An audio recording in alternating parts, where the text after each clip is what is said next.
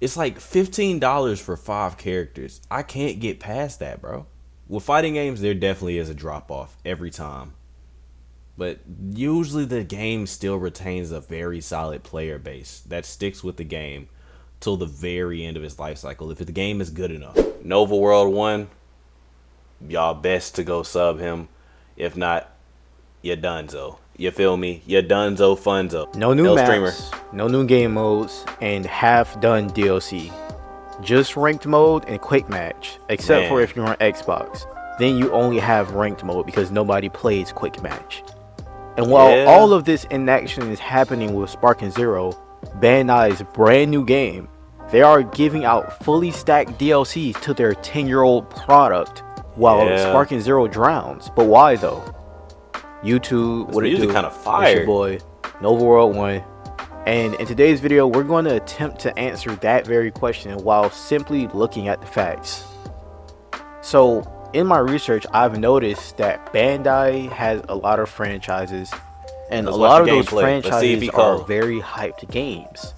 Something that I also noticed is that they make most of their profits from the initial sell. There we go. In fact, Sparking Zero broke records by selling 3 million copies not over time, but in one single day, and 5 million Yeah. copies over its 10 years of not even a anticipation year is gonna time do that, span. bro. So they People have been waiting for this junk, chat. They've been waiting for Sparking Zero for a very long time, chat. Like, since, was it 2007? 2007, bro. People have been waiting for this junk. I'm gonna get into my complaints with this game after the video. You know? Not right now. Because, quite frankly, they're very, very, very extraneous. Is that the right word? And I don't know. Little Rock education, y'all. means a lot of people actually bought the game outright. Something that I also researched is that most games do not make that much money from DLC. It was kind of like Ooh, he getting like waxed. a lot of people played it based off the hype, but all the issues quickly showed themselves. But something that I always just say is okay, well, when they release this DLC, all they had to do is start fixing all these problems with the DLC, like release the patches with the DLC, and that will fix the game.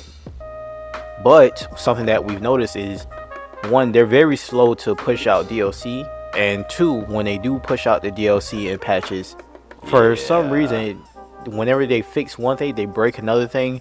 And they also, I mean, that's destined to happen with a game like this. This game was never meant to be balanced, chat.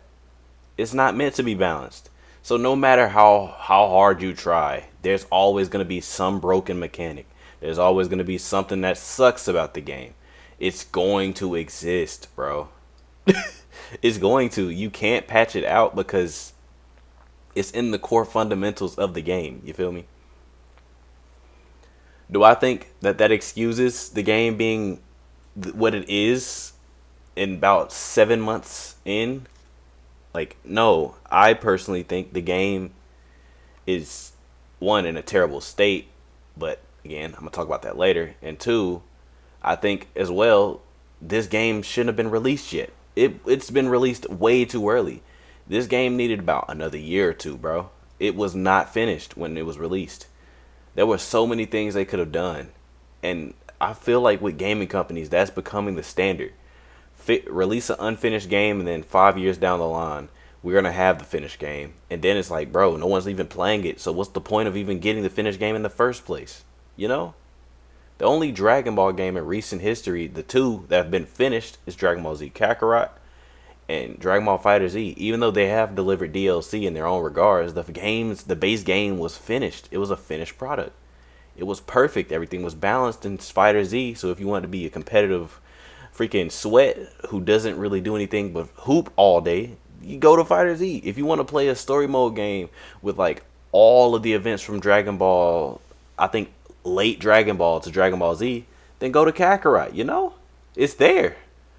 So yeah, that's honestly the golden standard at this point. And I think with the games having those two things to live up to, it was destined to fail in 2025. This game was not meant for this era. And here I go. I'm ranting again, chat. My fault, my fault, my fault. Play the video. will give us half DLCs. For example, the Daima DLC. why is it that there are so many characters in this new DLC, but they decided to give us Pansy? They did give us Super So Saiyan many 3 characters Vegeta, is but they didn't crazy. give us This his adult DLC form. gave us like They didn't even 5 give us Super characters. Saiyan 4 Goku, Max. nor did they even give us Super Saiyan 4 adult Goku. 5 characters So for $15. what's the reason for Crazy. this? One of the main reasons is they don't make that much profit off of DLCs. No game company does. A gaming company will make approximately 27% of their overall profits from DLC, which is nothing to scoff at in the grand scheme of things, but to a big corporation like Bandai Namco, it's not a lot. And I'm sure you're asking, well, why is it that they're giving us half-ass DLCs for Spark and Zero, their brand new product, but they're giving it to but then again, Xenoverse 2, a 10-year-old game? He was playing kind of sorry. Now, I'll say this. I really want to chalk that up to stupidity, because even whilst looking at the charts, Spark and Zero still has more daily players than Xenoverse 2. Although Xenoverse 2, like, it has like Xenoverse 2 has an average of like 1,000 players. Spark and Zero has an average of 1,200. And I'll throw up the screenshots in this video to show you guys. But is this stream or is this like really pointless. All consoles? Another thing that I've noticed is that because they only make 27% of their profit from these DLCs, a lot of the times, from what I saw, these DLCs are very overpriced. Yes. And I think the reason why they put the DLC, the more fully stacked DLC on Xenoverse 2 is because Xenoverse 2, if you look at it, they have a whole ass of DLCs. So I feel like it will be a lot better received. That is another issue I have. The pricing of these DLCs is so booty meat, bro. Pause. But it's like $15 for 5 characters. I can't get past that, bro. 5 characters, bro. Not a whole lineup, but 5 characters. Come on now. What are we doing? You feel me? Come on now. But yeah, yeah, you know how I feel about that. I just talked about it. It's annoying to see that. You not about to make me pay no $15 for 5 characters, bro. For Pansy, you telling me I gotta pay $15 to get Pansy, Mini Goku, Mini Vegeta, Mini Piccolo, and Glorio? That ain't gonna help me against the Super Saiyan 4 Gogeta. Come on, bro. At least with the first DLC, even though that one was overpriced too, but we won't get into it. Shouldn't have been more than $12. But at least I get it with Gohan Beast, because he was unfair. If you bought him, you kind of broke the game for a little bit, until people kind of got used to him. I mean, he's still broken to an extent, but it's like, yeah. The pricing is one reason why a lot of this DLC is going to fail. They need to scale back and add more characters. Like, scale back and also double what we're getting, bro, for profits. I get it. They have to pay out for this DLC. In other words, they have to pay the employees who program the game, who actually make the games, the codes, the combos, the actual movesets, the models. I get that. But if you're not going to release us finished DLC, then just release it with the base game and charge us more. I'd rather you charge me more for Sparking Zero, a game that people have been anticipating for a long time, than just keep releasing unfinished DLC.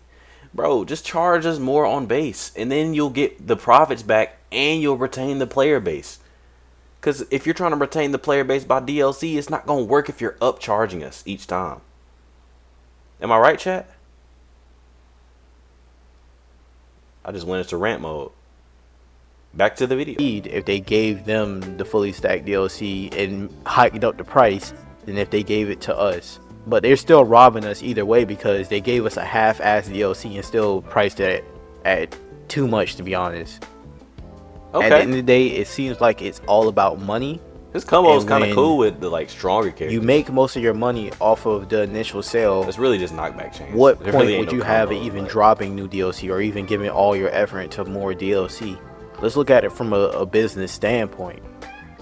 They would be better off making an entirely new game for Sparking Zero, like a Sparking Zero 2 or a Tenkaichi 5, than trying to revive this game with DLC and this, that, and the third. What did I just say, chat? What did I just say? What did I just say? I'm out here pausing like I'm Dante. But what did I just say, chat? What did I just say? Well, not necessarily the exact same, but reviving this game off DLC, it won't work. You're done. It's not going to happen, bro. Because people aren't going to pay that much money for the little amount of characters they're getting, bro. And what breaks my heart with this game is I want it to win, bro. I'm a Dragon Ball fan. Dragon Ball Z is my favorite anime till this day. It still is, bro. My favorite manga till this day. Dragon Ball Super, while it was booty, I enjoyed it. It wasn't necessarily like with Super. You can't be critical of it. RDC said it best. You can't be critical of modern day Dragon Ball things because it's the story truly ended with End of Z, so there was no purpose of continuing past it. Like I guess GT served its purpose, but neither here nor there. But I enjoy all things Dragon Ball, so whether they're good or bad. And personally, I wanted to see Dragon Ball win, bro. I want to. It's my favorite series, bro. And it hurts my soul to know that Dragon Ball is just, the most anticipated game that they have is kind of cooked, bro. It's kind of cooked. For right now, at least. I don't know if they'll find a way to revive it, but so far, until they add more game modes, more maps, more characters than 5 for each DLC round or DLC package, we're not gonna get anywhere, bro. Do I think it's possible for them to generate enough hype for them to bring this game back to life and start making a bunch of money off of DLC? It's possible, but I don't think there's going to be anything ever on the level of Xenoverse 2. I mean, as far as like the profits coming from DLCs. Yeah, that's because by this obvious. point, back when Xenoverse 2 came out, I feel like people weren't as prominent on the internet basically saying like whether the game was good or not. Nowadays, everybody's a critic. If your game is trash, the whole world will know that it's trash. Oh, brother. My only hope for Sparking Zero is Double that they make a Sparking Zero 2 and hopefully learn from their mistakes, but I highly doubt it. But something else to consider is that Sparking Zero hasn't just fallen off just because the game is trash. When we look at any type of game, even the outliers, all games have a taper off point where they start to get less and less players. I mean, yeah, but not this fast. I disagree. With fighting games, there definitely is a drop off every time. But usually the game still retains a very solid player base that sticks with the game till the very end of its life cycle if the game is good enough. Halo had people still playing Halo till the final days of Xbox. Like the first, you know what I mean? Like when the first Xbox was about to end, they was playing till the final days of Xbox. They were playing past it, bro. Melee is still a freaking cultural phenomenon until this day. Super Smash Bros. Melee is still debated to be the best one out of all of them. And while I can agree to an extent, I don't think it is. Ultimate exists and literally does everything that Melee does, but better. You feel me? The gameplay feels a lot smoother, a lot less clunky. That's just me though. It's a lot more easier to get into. Can't lie, the online it's trash now. If you seen my brother's stream, you would see that there's a lot of spammers and junk nowadays, but it's you feel me? It still has a loyal fan base is my point. Sparking Zero and Budokai Tenkaichi 3 are from the same family, bro. They're all a part of the Sparking network of games.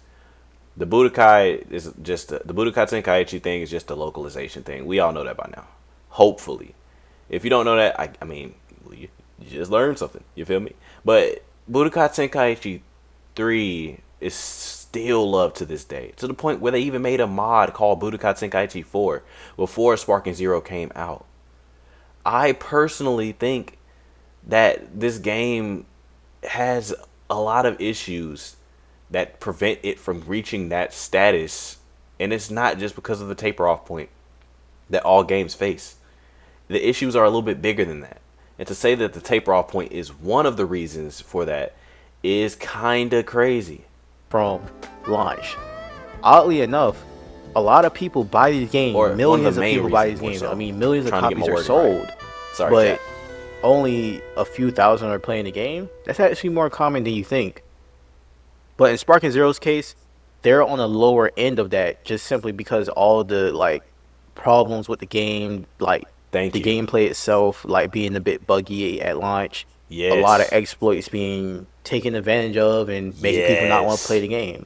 So now all that's left on the game, those 1,000 players, probably like 600 or 700 of them are people who cheese and people who just want to, you know, either they're people who cheese or they're people who really do love Dragon Ball Z. That's it. That's the only thing that could possibly make sense.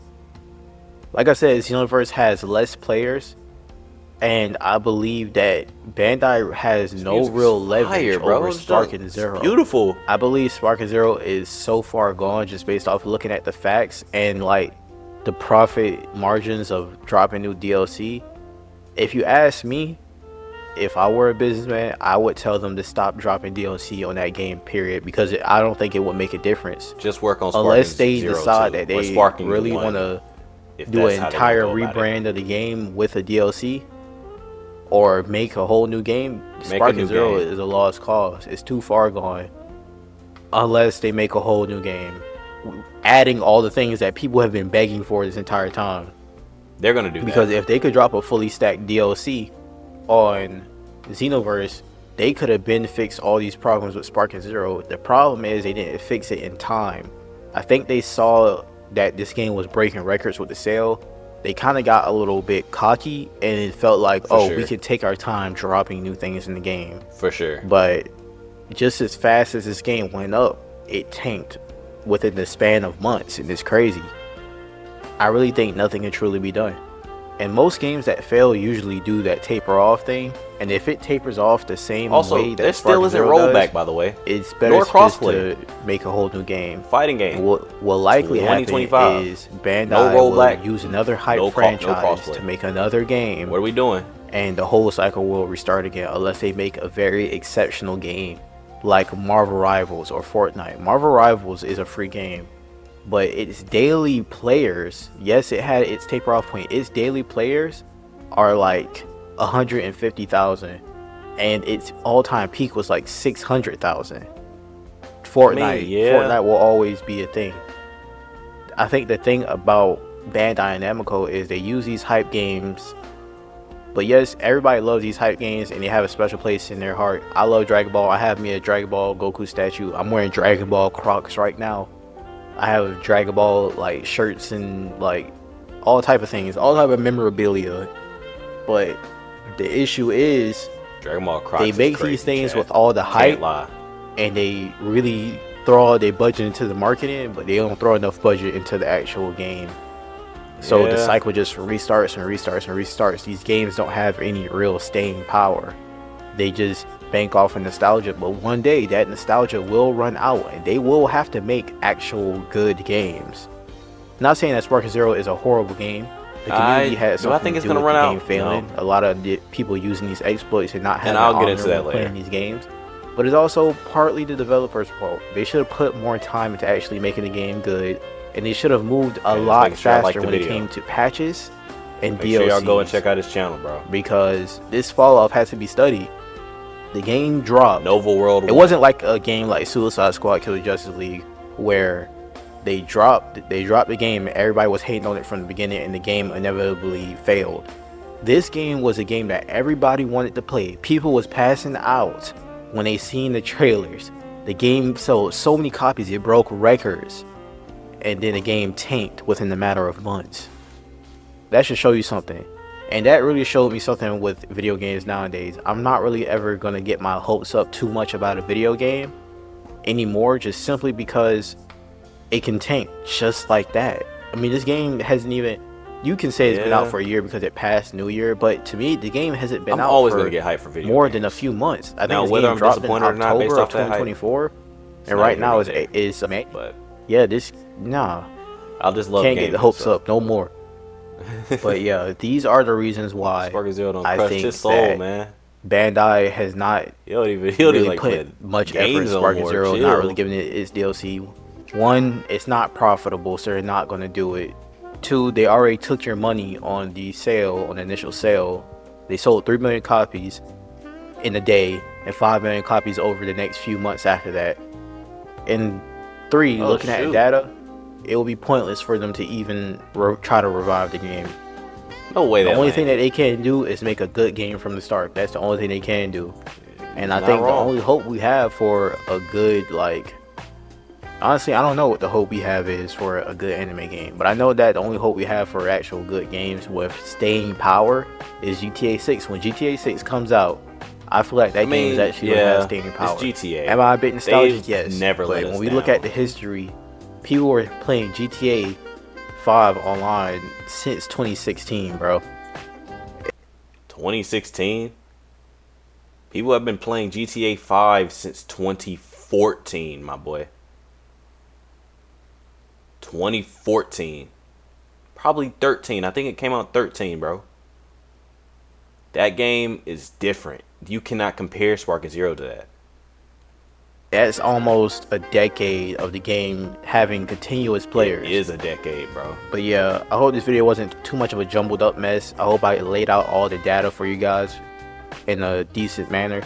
If you guys like this type of video, like, comment, subscribe. You already know we did. Shout out to Nova World, and I'm gonna get into my issues with this game now. To keep it blunt, the reason that this game suffers so badly is the game just, one, obviously is missing a lot at release. There are so many buggy issues, so many exploits that you could use. I don't know if y'all were around for the vanilla version of this game, but the Yajirobe freaking spam with the sensu bean was egregious, and they would use it to time out matches or just simply beat you because you couldn't really do anything. And because he could use it so fast, he ate a sensu bean every 2 seconds, bro. It was annoying. Things like that were all within the vanilla version of the game. And because they took so long to fix it, people were starting to already be like, okay, they were soured to the game by then. I still love the game. I think it's still an incredible game. It's just the issues that led to this game not being as successful or not hitting like Budokai Tenkaichi 3 is deeply rooted in the things that he's already talking about. This dude is not spitting anything but facts. You feel me? This dude Nova is going stupid, and it's because it's the truth. The DLC reliance, unnecessary. Release a full game.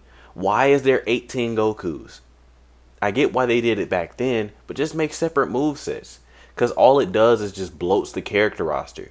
Why is the Perfect Cell and Super Perfect Cell separate characters? You're just bloating the character roster to make it look like there's more there. Why in the world are we getting charged $15 for DLC for 5 characters? That's egregious. For Pansy? You think I'm gonna pay $15 for Pansy? No. It's a lot of stuff like that that bothers me, you know? The story mode itself, I personally think I like the what if aspects of it. But the fact that they use PowerPoint slides for so many events really disappoints me a little bit. I would expect more from a company like, a company that's good enough to know that, like, how important a good story is, you know? Like, they've done it before. They did it with Kakarot, you know? And it's like, if you could do it, you telling me you can do it with Kakarot, but you can't do it with Spark and Zero. This game had so much time, bro. So much time on its hands. And they just let it slowly dwindle and fail to meet its potential, bro. And that's the sickening part. I'm a Dragon Ball Z fan, so I want the game to reach its potential.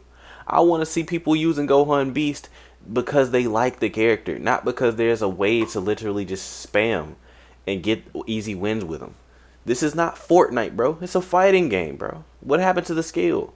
Why are we using playstyles that discourage like actual fighting, you know? Like it's just things like that that are bothersome to me, you know? And hopefully they fix it. Hopefully we'll get to a period of time or an actual like point with this game and it's like history because it's going to be around for a while. Whether it has the player base or not, it's going to be around for a while. We'll hopefully get to a point where the game is finished, and when it is finished, I promise you, it's going to be too late. It's going to be too late. I don't even think they should finish building upon this game. I think they should just make another one. It serves no purpose. The player base that left is not coming back. And they just need to advertise it to the best of their ability to show, yes, this game is better than what the last one was, you know? I'm I'm not here talking like a disappointed parent. I'm not mad. I'm just disappointed. You feel me? But to get back to it, I do think this game has a lot of good things that work for it.